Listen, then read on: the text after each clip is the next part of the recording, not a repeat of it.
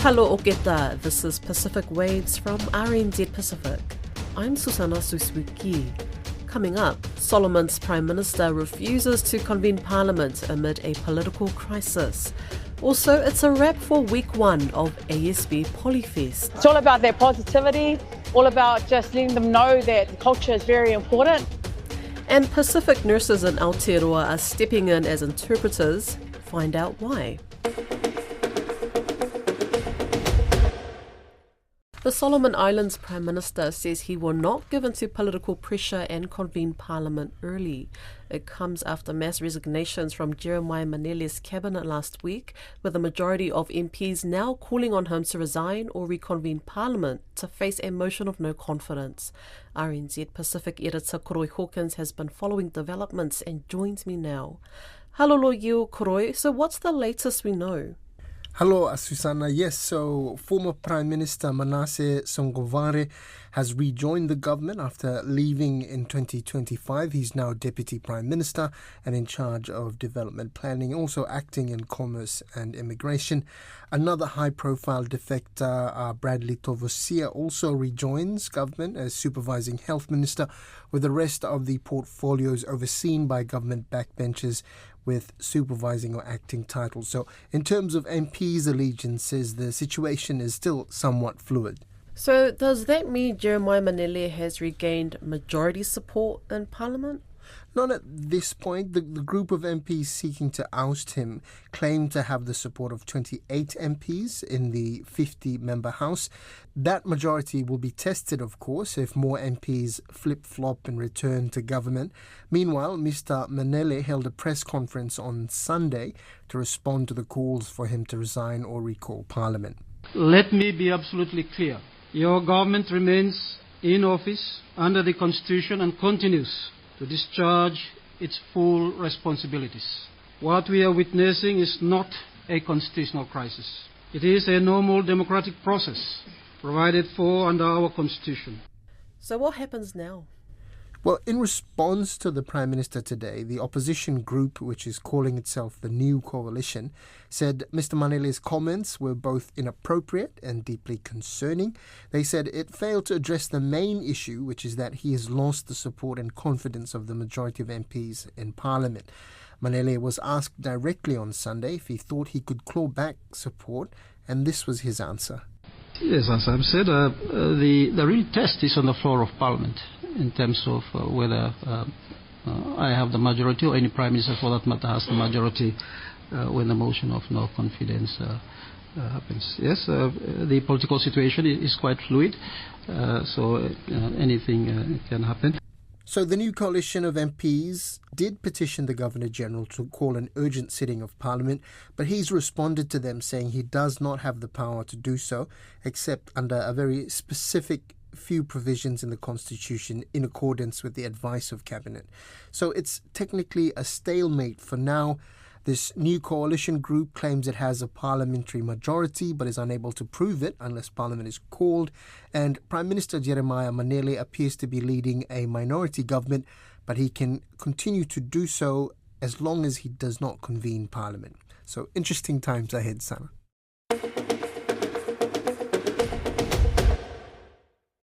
Auckland's ASB Polyfest has wrapped up a high-energy first week celebrating culture, language and identity. Coco Lance was there.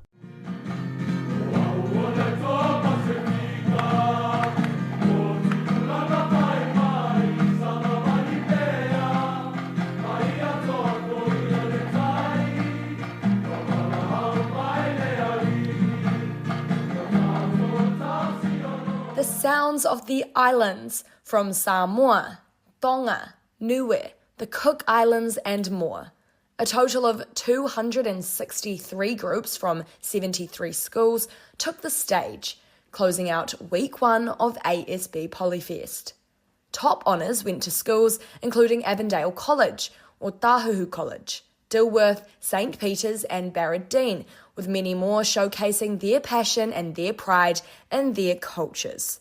Festival organiser Suile Tere Leomau says the event ended on a high. I keep saying Indigenous joy, and that's what I keep seeing when I go around, like the smiles on people's faces, the pride of our kids and the nerves as they're heading onto the stages. But you can hear it as you're walking around, you can hear their parents, or their supporters that are just saying, well done, you did a great job. And it's all about that positivity, all about just letting them know that the culture is very important, and at the same time just sharing that mana with each other. Having travelled from the Cook Islands, Te Reora College head boy Apuro Williams says he was impressed by the dedication to culture on display at Polyfest. I'm so happy that away from home, there are others here that are trying to learn our culture and keep it going. It's like, because back in Raro, there's a few of us that we can't be bothered. But here, everybody's so proud to represent their culture. Each different culture, you got Samoa, Tonga, Fiji, Niue, Air, Taiwan. But over here, everybody's so proud. They're so proud to represent their culture. That's what makes me happy. For some final year performers, like those from our Friston College's Samoan group, it was both a celebration and an emotional end to a chapter of their lives. We were all in a circle, and all I was doing was crying. I had to just let my tears run through the grass. But yeah, just reality didn't hit before, but it definitely did once we were all in the tent.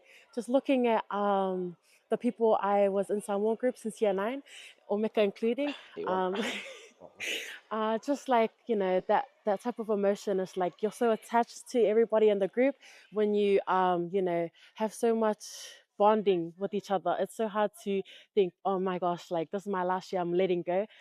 Next week, the Māori stages will kick off at Manuko's Dewdrop Centre.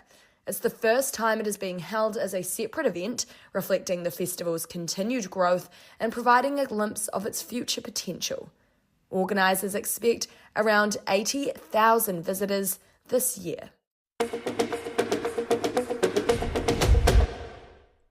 A new study has found that 85% of Pacific nurses in New Zealand have become informal interpreters in the workplace.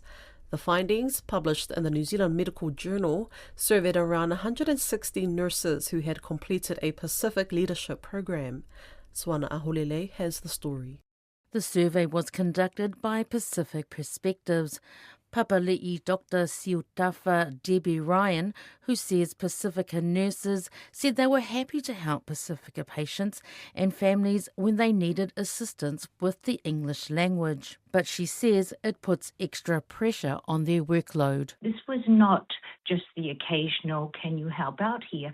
This was actually happening systematically and often, and it seemed that the system was actually relying on this clinical nursing workforce to fill the gaps where patients and families needed assistance with English language. The survey revealed the high demand on Pasifika nurses from the community and workplace for their language skills. We were quite surprised that so many people had actually had this experience, but also we asked who did the request come from, and 89% said this came from colleagues, 75% from patients and families, and 64% from supervisors and managers. Papali'i says nurses acted as interpreters despite not having formal training and received no recognition, compensation or help for their extra work. And the question was, have you been asked to assist in areas outside of your normal work? The nurses would tell us is that they would go and assist, and when they came back, often no one had covered for them, and they still would have all their normal work to get on with. Papali'i says the feedback from the survey has highlighted issues within New Zealand's health system. Patients for whom English is a second language need interpreters, and medical staff, particularly nurses, need just as much support. So one of the things we are asking the system for is both, one, to recognise that our families have these needs that are not being met. Two, that the issue is complex, that it's not just about having an interpreter or a translator. That is really important, but that our clinical workforce also needs to be valued. There are no celebrations in the Fijian Drua and Moana Pasifika camps when round 6 of the Super Rugby Pacific competition rounded off on Saturday evening. But certainly a lot of hope for the defending champions Crusaders, who have shot into the top 6 following a powerful performance at North Harbour Stadium. Our senior sports journalist Elias Atora joins me for our Sipoti Talanoa on the weekend sports wrap. Hey Bula Ili, sad to say it wasn't a good weekend for both the Fijian Drua and Moana Pasifika. What went wrong for them? Sana, definitely a disappointing weekend again for both the Fijian Drua and Moana Pasifika. It just didn't work. They were each both in the game when it started. They managed to get tries and were in the running in the first quarter, but after that they were just blown away by both their opponents, the Reds over the Fijian Drua, winning 21-6 in the end, and the Crusaders running home with a 50-21 victory in Albany in front of the Moana Pasifika fans. Disappointing in the sense that the two teams just couldn't get back into the game after they had shown some promise earlier on. The Drua, they were 6-7 down just before halftime. They had an opportunity to score a try, but fullback Elias Roses knocked the ball on, in front of an open try line, to the disappointment of fans. And in Albany, the story was pretty much the same. Moana fought back. They were down 12-0.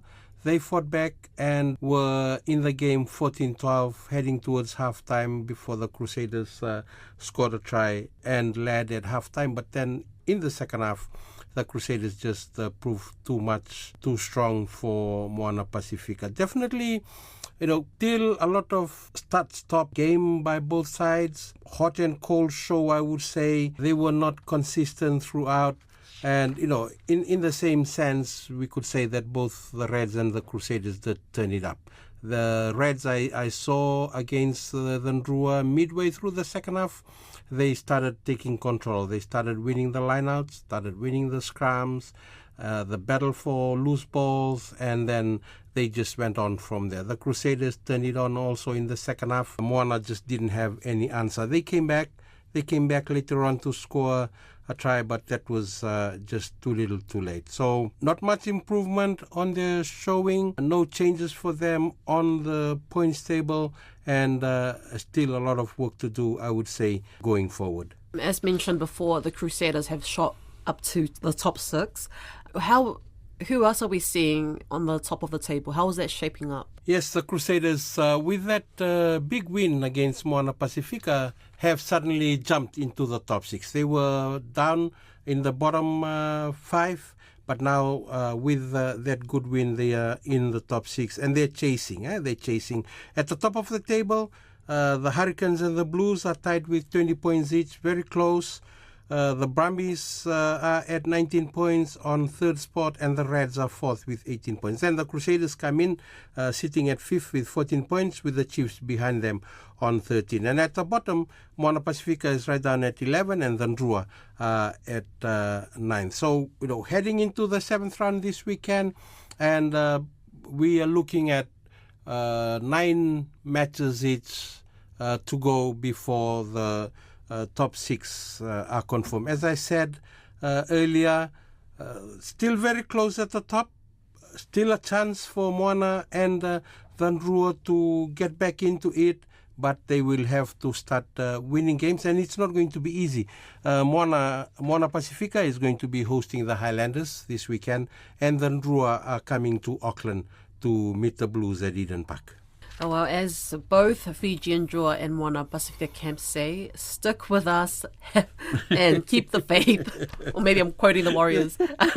Anyway, there was some news out of Apia last week, Ili, with a possible new rugby union body being set up. Can you talk to me about that? We've been talking about the issues with Samoa and the Samoan government, especially under Prime Minister Lauli Smith, wanting changes within Lakapi Samoa. He called for the board to resign. Former Prime Minister and former board chairman Philoepa stepped down 2 weeks ago, but then the board is still there. And the board has now written back to the Prime Minister and told him, no, we are not going to go away. We are going to be steering Lakapi Samoa forward. So last week, on Friday, I had a chat with the Prime Minister's office media team, and they have come out to confirm that the Prime Minister and his team are now working on setting up a new rugby body. Basically, what they're saying is that they're going to set up a rugby body to take over from Lakapi Samoa. And that's interesting because with the Constitution, with World Rugby, these sort of things are not allowed to happen. And it's going to be interesting to see how things move forward. I was able to get World Rugby to respond, and they said that they, at the moment, they're not going to comment on what is an internal issue. We're just hoping that good sense will prevail and Lakapi Samoa and government can come to their senses, sit down and talk about this and make sure that rugby in Samoa doesn't suffer. Because at the end of the day, World Rugby has previously temporarily suspended members who had government interfering. Fiji was in that scenario about 2 years back. Sri Lanka was the same. Russia had the same issues, and they were suspended until they were able to sort themselves out again. So hopefully that will work out in Samoa. But positive news out of that is that the Prime Minister of Samoa has signed the funding agreement with the Australian government that is going to help with funding more rugby programs for Fiji, Samoa and Tonga. What else happened out there in Pasifika Sipoti over the weekend? There was some other interesting news that came out over the weekend in Rugby League. The PNG Hunters of Port Moresby, they've been competing in what is called the Host Plus Cup competition under the Queensland Rugby League umbrella, and they were able to win their first game on Sunday. They defeated Western Clydesdale 38-14 to win their first game after 3 rounds. In triathlon, Samoan triathletes secured gold and silver at the Oceania Regional Cup in Palau at the weekend. Tyrese Collins won gold in the elite men's race. David Robati of the Cook Islands took silver, and Rinia Di Ramos won bronze in that competition. In the women's competition, it was Lily Muldoon of the Northern Mariana Islands who won gold. Samoa's Manamea Schwalga won silver, and Olivia Postgres of Cook Islands won bronze. But the good news out of boxing is Cook Island heritage boxer Drua and Moana, who fought for Australia at the 2024 Paris Olympic Games, continued his winning run. He knocked out his latest opponent, Curtis Harper, on Saturday night in the first round to record his 8th straight first-round knockout. That's impressive. And his record now stands at 10 wins out of 10 fights, all by knockouts. That's Pacific Waves for today. For all episodes, head over to rnz.co.nz/Pacific. We're also on Spotify, Apple and iHeartRadio. From myself and the RNZ Pacific team, tō whā sui fua.